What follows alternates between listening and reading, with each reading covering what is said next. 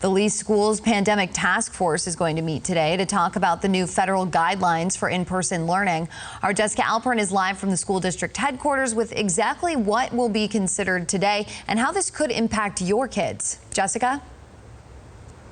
Yeah, good morning, Lisa. So it's going to be talking about the latest update from the CDC, which says your kids can start to sit closer together. So to demonstrate that for you this morning, we've taken our tape measure. We have these two chairs. They're 6 feet apart right now. This is how your kids have been sitting in class. But according to the CDC, they'll be able to cut that distance in half. So this is about what that new classroom setting would look like at 3 feet. Now, the new guidelines, they just came down on Friday. So this is the first time the task force will be able to meet to discuss if changes will be made here locally. Keep in mind, these new guidelines still require students to wear a mask, and the 3 feet recommendation is only for students when they're in the classroom. This, of course, with the goal of getting more kids back into the building. Some students say it'll help them learn better, but parents are split on the new recommendations.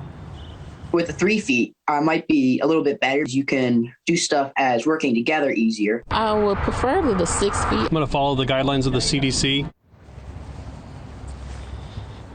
So when it comes to things like lunch and common areas, the 6 feet rule would still apply. The same goes for things like band practice and gym. And while students can be closer, they still have to stay 6 feet from teachers. Now, the new guidelines come as President Biden's school and child care staff COVID-19 vaccination month continues. Educators continue to be prioritized with the goal of getting them their first shot by the end of this month. Both efforts go hand in hand to help get schools and students and teachers all back to normal. Now, since Florida schools were among the first to reopen, they played a big role when it comes to shaping these new guidelines from the CDC. I'll explain exactly what I mean by that coming up in our next half hour.